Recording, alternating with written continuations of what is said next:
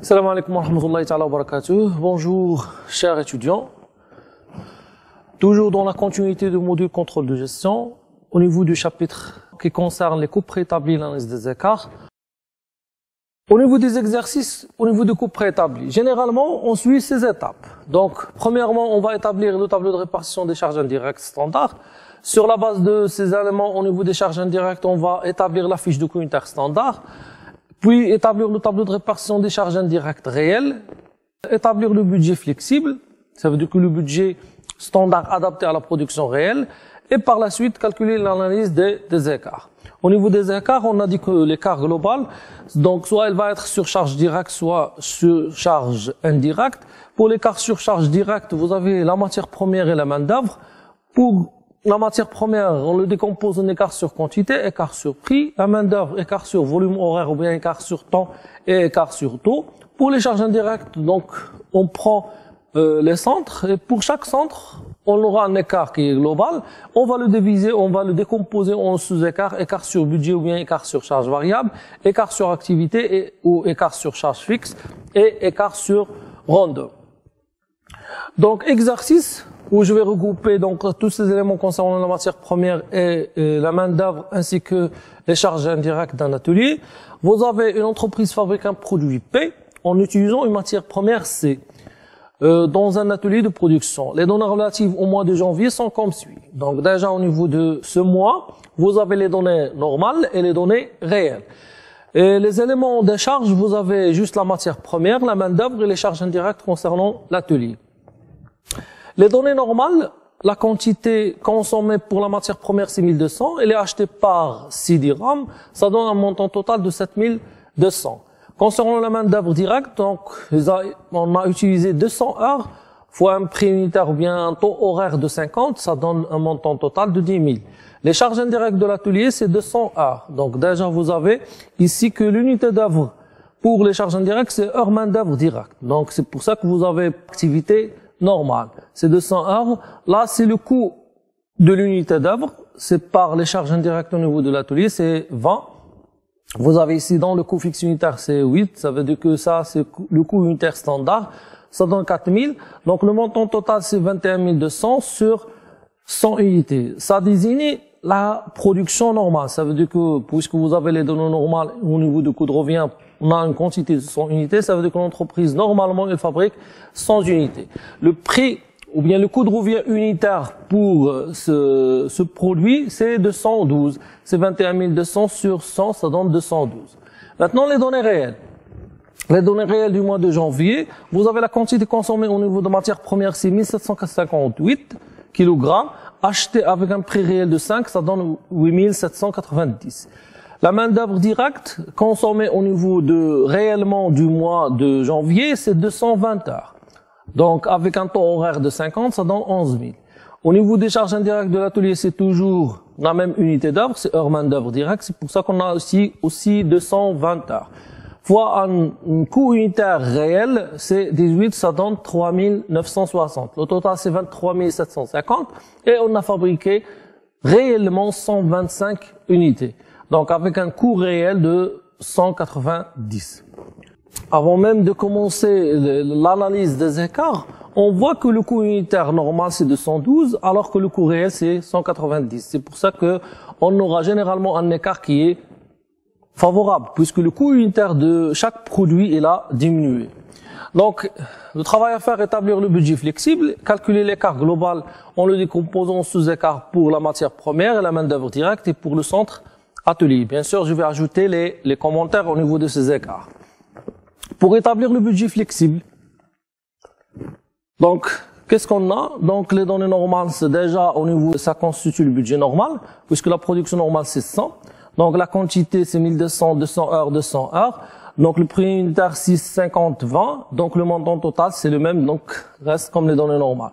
Pour le budget réel, la même chose. Donc, 1758 kg fois le prix unitaire de 5, ça donne 8790.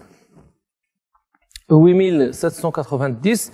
Au niveau des main-d'œuvre directes, donc c'est 220 heures, la même que la quantité des heures au niveau de l'atelier, ça veut dire que l'activité réelle c'est 220 heures, fois le taux horaire 50, le coût unitaire réel c'est 18, donc ça donne 23 750 sur 125 qui est la production réelle, ça donne un coût unitaire réel de 190. Donc la question c'est d'établir ou bien d'adapter le budget standard ou le budget normal à la production réelle. Donc ce qu'on appelle le budget flexible. Comment je vais le faire? Ça veut dire, donc si la production normale est la nécessité 1200 kg, la production réelle, combien elle doit nécessiter? Donc par la relation de 3, 1200 pour 100, combien pour 125? Donc j'aurai pour 1500, c'est 1200 sur 100 fois 125. Ça donne 1500 kg. Ça veut dire que pour produire la quantité de 125 unités, il faut consommer 1500 kg. Donc, les prix unitaires au niveau du budget flexible, ce seront les mêmes que le budget standard ou bien le budget normal. La même chose pour la main-d'œuvre. Vous avez 200 heures pour la production normale. Donc, 200, ça veut dire que chaque unité nécessite 2 heures. Donc, pour 125, elle va nécessiter 250. Vous avez 200 sur 100 fois 225, ça donne 250 heures. Fois 50. La même chose pour l'atelier, 200 sur 100 fois 125, ça donne 250. Et on aura 1500 fois 6, c'est 9000. 250 fois 50, c'est 12 500. 250 fois 20, ça donne 5000. Ça donne 26 500. Avec une production, bien sûr, ici, on l'a établi pour la production réelle, c'est 125, ça donne 212. Nécessairement, que le coût unitaire normal, il doit être, c'est le même que l'unitaire au niveau du budget flexible. Parce que on a juste adapté le budget standard à la production réelle. Donc là, c'est le budget flexible. Au niveau de l'écart, on a dit que l'écart, c'est toujours, on prend pas le réel moins le normal. Là, ce qu'on appelle l'écart sur volume. Donc ici, donc on va prendre juste ce qu'on appelle l'écart économique. Ça veut dire qu'il y a une signification économique. Selon les conventions de plan comptable, au niveau de la troisième, ça veut dire qu'on aura la production de référence et la production réelle. C'est pour ça qu'on va faire le budget réel moins le budget flexible pour chaque élément de coût.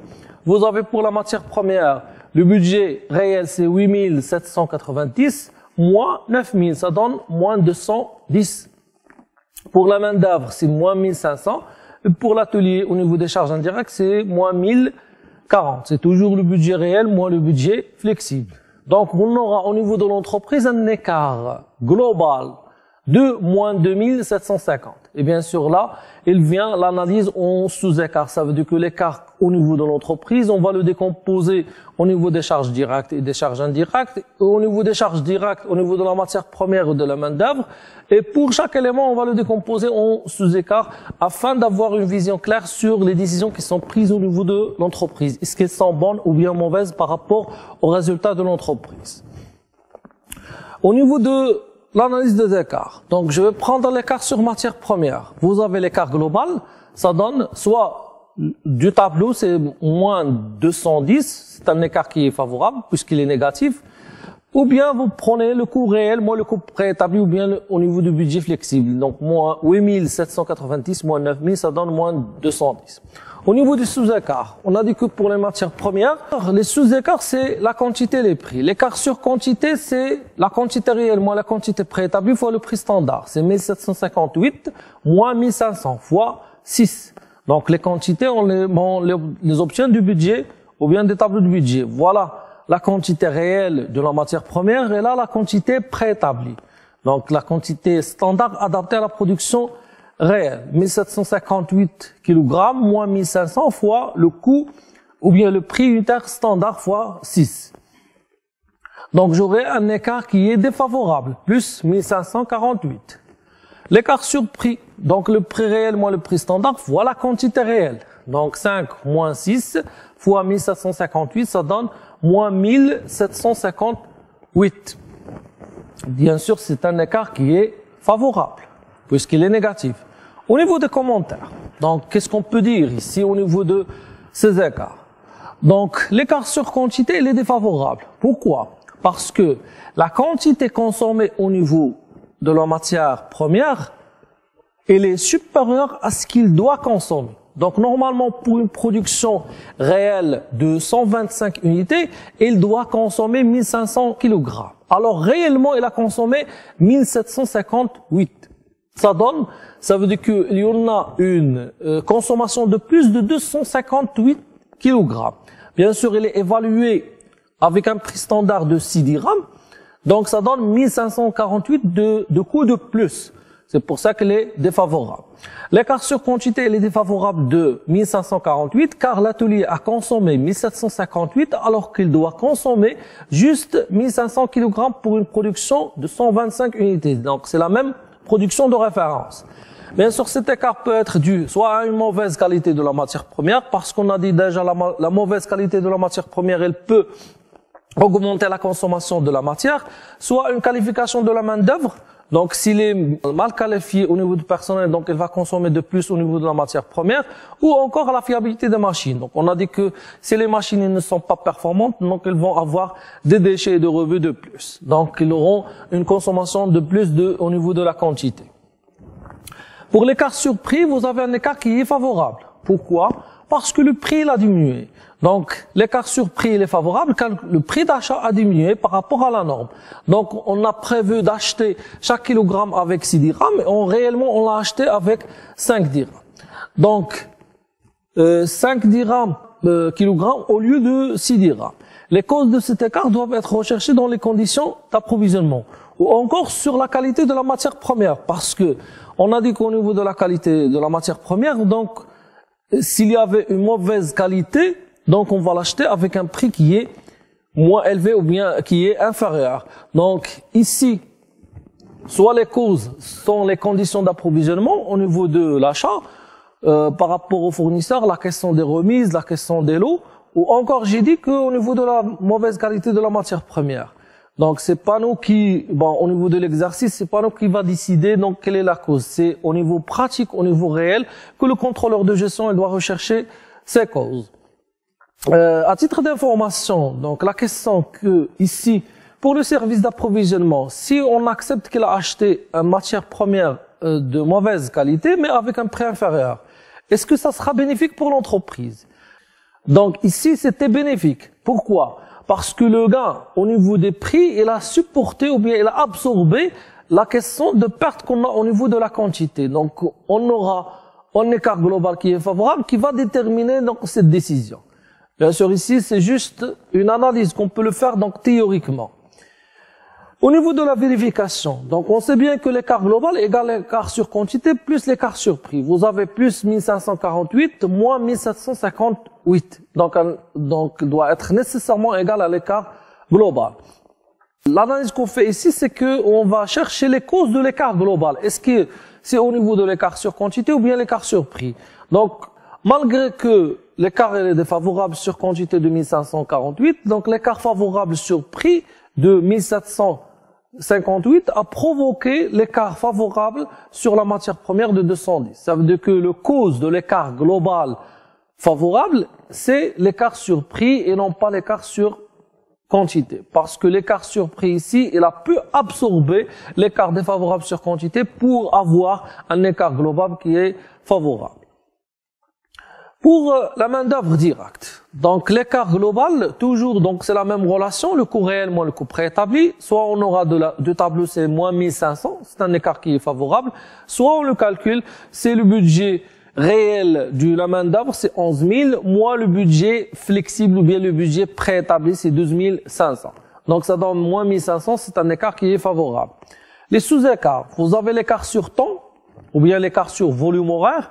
Donc, on laisse l'écart sur quantité, la quantité réelle moins la quantité préétablie. Ça veut dire que le volume horaire réel moins le volume horaire préétabli fois le taux horaire standard. C'est 220 moins 250 fois 50, ça donne 30 fois 50, c'est moins 1500. Bon, ici moins 30. Donc, c'est un écart qui est favorable. L'écart sur tout.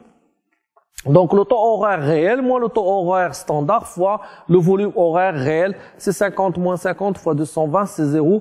On dit que c'est un écart qui est neutre. Lorsqu'il est égal à 0, l'écart ni défavorable ni favorable, donc l'écart il est neutre. Au niveau de commentaires, concernant la main-d'œuvre directe, donc l'écart sur temps il est favorable de 1500, car l'atelier a utilisé 220 heures. Alors, il doit utiliser 250 heures pour une production de 125 unités. C'est-à-dire que pour produire 125 unités, donc là c'est la production de référence, donc il a consommé 220 heures alors qu'il doit consommer 250 heures. Et on va pas prendre le volume horaire normal, ce qui est de 200 heures, parce que 200 heures c'est pour la production de juste 200 unités. Donc on a adapté ce volume horaire à la production réelle, donc par la quantité préétablie ou bien le volume horaire préétabli qui a donné 250 heures. Donc l'atelier a consommé 220 heures, ça veut dire qu'on a une économie au niveau des heures de 30 heures. 30 heures évaluées au taux horaire de standard de 50, donc il a pu diminuer les charges par 1500. Donc cela peut être expliqué par une bonne organisation au niveau du travail dans l'atelier ou encore à la qualification de la main d'œuvre. Ça veut dire que si on a une bonne organisation du travail, donc on aura une optimisation au niveau de volume horaire, ou bien à la qualification de la main d'œuvre. Un main d'œuvre qui est qualifié, il peut entraîner une diminution du volume horaire. L'écart surtout ici il est neutre, donc il est égal à 0. Pourquoi? Parce que le taux horaire n'a pas changé. Donc le taux horaire normal de 50, c'est celui réel. Donc l'écart sur taux horaire est neutre car le taux horaire n'a pas changé. Donc les normes ont été respectées au niveau de la rémunération de la main-d'œuvre. Au niveau de la vérification, donc l'écart global c'est toujours l'écart sur volume horaire plus l'écart sur taux horaire. C'est moins 1500 plus 0, ça donne moins 1500. Donc l'écart global, il provient totalement de l'écart sur temps. Donc, tant que l'écart sur taux horaire est neutre, donc l'écart global favorable sur main-d'œuvre directe de 1500 provient totalement de l'écart favorable sur volume horaire. Pour les charges indirectes, donc les charges indirectes de l'atelier, donc vous avez les données normales. On a une production de 100. L'activité normale, c'est de 100 heures, puisque donc c'est lié heure main-d'œuvre directe. Donc, pour produire 100 unités, on a besoin de 200 heures main-d'œuvre directe. Le coût unitaire standard d'après le tableau c'est 20. Et déjà, vous avez une information sur le coût fixe unitaire de standard, c'est 8.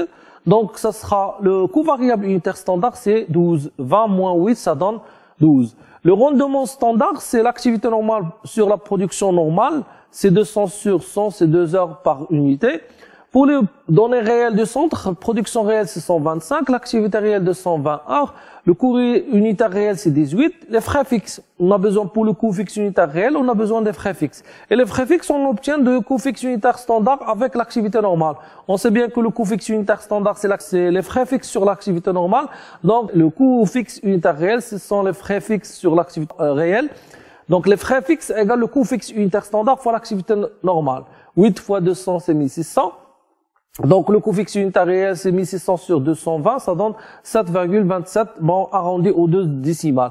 Le coût variable unitaire réel, donc ça donne 18 moins 7,27, c'est 10,73. Et le rendement réel c'est 220 sur 125 égale 1,76. Donc l'activité préétablie qu'on aura besoin pour le calculer, c'est 200 sur 100 fois 125, ça donne 250 heures. C'est l'activité préétablie au niveau de ce centre. Vous avez l'écart sur charge indirecte de l'atelier, l'écart global, c'est 3960 moins 5000 fois 100, ça donne moins 1040. C'est un écart qui est favorable. Donc d'après le tableau des budgets. Les sous-écarts, l'écart sur budget, vous avez le coût variable unitaire réel moins le coût variable unitaire standard, donc 10,73 moins 12 fois 220, moins 279,4, il est favorable puisqu'il est négatif. L'écart sur activité, vous avez 200 moins 220 fois 8, c'est moins 60, mais je préfère au niveau, lorsqu'il y en a l'arrondissement, je préfère la deuxième parce qu'il va compenser les arrondissements au niveau de l'écart sur budget. Ça veut dire que 7,27, il va compenser 10,73 au niveau de coût variable unitaire réel et le coût fixe unitaire réel. 7,27 moins 8 fois 220, c'est moins 160 fois 6. L'écart sur rendement, c'est 220 moins 250 fois 20, c'est moins 600, ou bien 1,76, moins 2 fois 125 fois 20, ça donne moins 600. Donc les trois sous-écarts elles sont favorables. L'écart sur budget, bien sûr, il est favorable ici de 279,4. Donc, le commentaire, c'est qu'il y a une diminution des charges variables au niveau de cet atelier. Donc, puisque le coût variable unitaire, il a passé de 12 à 10,73. L'écart sur activité, il est favorable de 160. donc il y a un boni de suractivité dans l'atelier. Donc on a dit que lorsqu'il est favorable, il y en a un boni de suractivité. Lorsqu'on est défavorable, donc il y en a un malus de sous-activité ou bien d'un chômage qui est déguisé au niveau de l'atelier.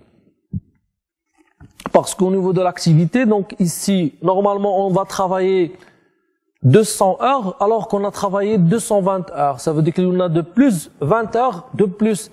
Donc, cette différence d'activité, donc, elle a donné que le coût fixe unitaire, il a passé de 8 à 7,27. C'est pour ça qu'il y en a une diminution de coût fixe unitaire standard. Donc, bien sûr, l'augmentation de l'activité, il va entraîner une diminution du coût fixe unitaire standard par l'imputation. On parle de l'imputation des charges fixes sur l'activité. L'écart sur rendement, il est favorable du système, donc il y en a une amélioration de rendement dans l'atelier. Car au niveau normal, on a besoin de 2 heures pour un produit. Donc réellement, on a passé juste 1,76 heures pour le même produit. Réellement. Donc au niveau de la vérification, l'écart global égale la somme des 3 sous-écarts, l'écart sur budget, l'écart sur activité, l'écart sur rendement. Donc ça donne moins 1040. Donc au niveau global, l'écart sur charge indirecte, il est favorable de 1040. Donc cet écart, il est dû à quoi? Elle est due donc aux écarts favorables de 3 sous-écarts. Mais le plus important, c'est l'écart sur rendement. Donc vous avez cet écart est dû aux écarts favorables sur budget de 279,4, sur activité de 160,6 et un écart plus important sur rendement de 600. Voilà. Grosso modo, donc, commentaires qui sont déjà très réduits au niveau de l'explication de ces écarts. Bon, à titre d'information aussi, donc, bon, j'ajoute que même l'écart sur charge indirecte, donc, on l'analyse au niveau de l'écart sur quantité, l'écart sur prix. Pourquoi? Parce que, au niveau des charges indirectes, la quantité, elle est exprimée par l'activité. Et le prix, il est exprimé par le coût unitaire standard. Quand vous voyez ici que, l'écart sur rendement, il représente l'écart sur quantité, et l'écart sur prix, il est représenté par l'écart sur budget et l'écart sur activité. Juste, on a décomposé les deux au niveau des variables et au niveau de fixe. Comme ça, cette séquence arrive à sa fin. Donc, à la séquence prochaine, Inch'Allah, à bientôt. Fi ra'ayati Allah.